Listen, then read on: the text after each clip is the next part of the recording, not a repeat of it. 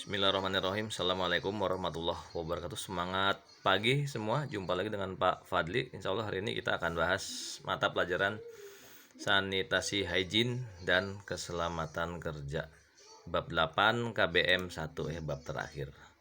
Judul kita hari ini adalah penanganan keadaan darurat. Seperti biasa kita bahas definisi terlebih dahulu penanganan keadaan darurat.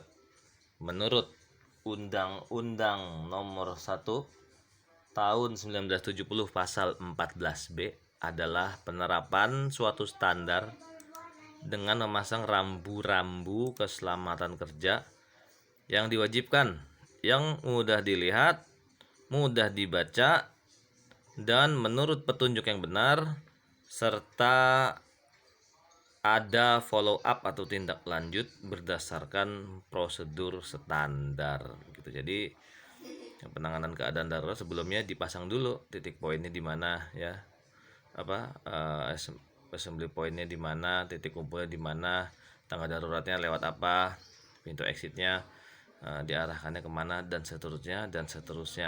Misalkan area wajib menggunakan helm, area wajib menggunakan hand gloves, dan seterusnya. Ini adalah standar yang udah baku ya dalam penanganan keadaan darurat, supaya semuanya mendapatkan keselamatan dalam dinas atau dalam bekerja. Selanjutnya, contoh penanganan keadaan darurat di hotel. Yang pertama, penyusunan simulasi. Ini mirip dengan latihan menghadapi kebakaran ya, ada simulasinya. Kemudian ada komitmen manajemen ya. Manajemen itu berarti pejabat dari tingkat paling tertinggi hingga pegawai yang paling rendah ya, termasuk diantaranya anak on the job training, harus punya komitmen ikut ya, mau mengikuti prosedur untuk menghadapi yang namanya keadaan darurat di hotel, dengan cara pertama-tama simulasi terlebih dahulu. Kemudian ada yang namanya pengorganisasian. Ini juga mirip dengan penanganan kebakaran yang udah kita bahas pada periode yang lalu. Kemudian menggunakan alat-alat komunikasi ya, seperti handy talkie dan seterusnya. Transportasi tanggap darurat. Kemudian sarana prasarana yang tanggap darurat ya. Jadi transportasinya harus ada ekstra di sini, nggak sekedar transportasi biasa, tapi harus transportasi tanggap darurat. Ada istilahnya lain namanya tanggap bencana begitu kan ya. Ini kita persempit lagi, tanggap darurat kalau keadaan darurat atau emergensi saja. Dan pelatihan yang sifatnya tanggap darurat gitu. Dan berikutnya ada yang namanya evaluasi, bagaimana pelaksanaan itu, apakah ada kendala atau tidak. Kalau ada kendala harus bagaimana solusinya, dan seterusnya. Itu evaluasi. Kemudian bagian C, jenis-jenis peringatan dalam penanganan emergensi di hotel. Yang pertama ada alarm terbatas ya. Ini alarmnya bunyi di setiap ruangan.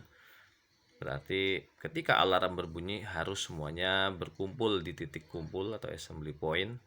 Begitu. Kalau di lapangan terbuka berarti harus berkumpul di lapangan terbuka, dan seterusnya ya. Pokoknya ikutin aja arahan yang udah ditentuin oleh manajemen. Ada juga sirene pemanggil gitu. Sirene pemanggil ya mirip juga dengan alarm, cuman suaranya lebih besar. Kalau di zaman perang itu, perang dunia kedua, ada jam malam begitu, baru bunyi jam 6 pagi, bunyi lagi jam 6 sore. Nah, bunyinya seperti ambulan tapi terus ya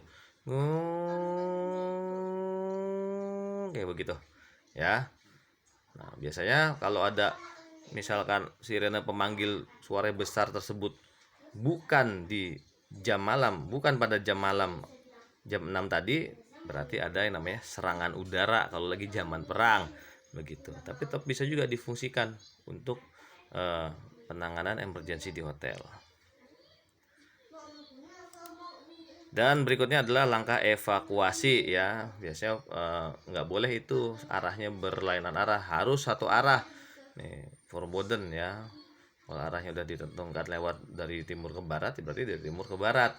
Tidak boleh arah yang berlawanan, karena bukannya nanti malahan rapi ya, malah bertabrakan bikin masalah baru.